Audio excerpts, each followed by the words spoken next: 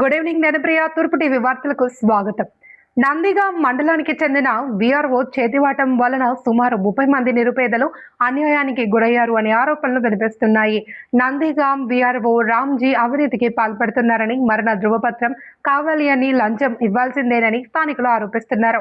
నందిగామలో colony ఇళ్లను కొనుగోలు చేసి నివాసం ఉంటున్న కుటుంబీకులను బెదిరించి ఒక్కొక్కరి వద్ద 30,000 రూపాయలు లంచం తీసుకున్నట్లు ప్రచారం జరుగుతుంది.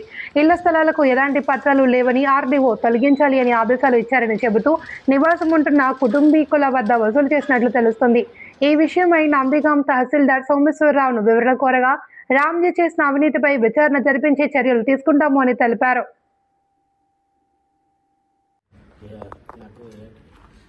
ఇల్లు నాది కాదు, మీ పట్టా లేదు, మీకు ఇల్లు ఖాళీ చేసి అలా ఇల్లు ఎరగొట్టియాలా, ఎంఆర్ఓ గారు వచ్చి ఎవరెవరు పట్టాలు లేవో వాళ్ళు ఎరగొట్టియాలా, ఏదో చేయాలన్నారు. మీరేమో నాకు కుట్లేరు తెచ్చి ఎరగొట్టేస్తున్నా అన్నారు. అందుకే మరి ఏడు చేస్తాం, మరి డబ్బులు ఇస్తే చేస్తారేమో. ఇచ్చిన ఏ కాగితం లేదు, ఏంటి లేదు. ఎవరన్నారు కుక్కలేరు ఎరగొట్టేస్తాను? రామ్జీ. అయితే ఎంత ఇచ్చారు? 30,000.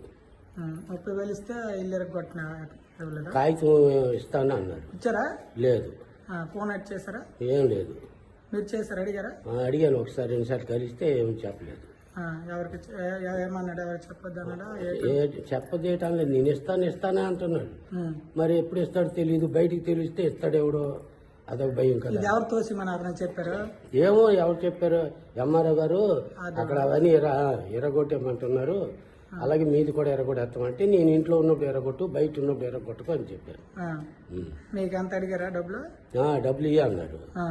ఎంత అంటే ఇయ్యి అన్నారు. ఎంత అంటే 30 దాకా ఇచ్చాను. మీ పేరేటండి? బహదూర్. ఓకే.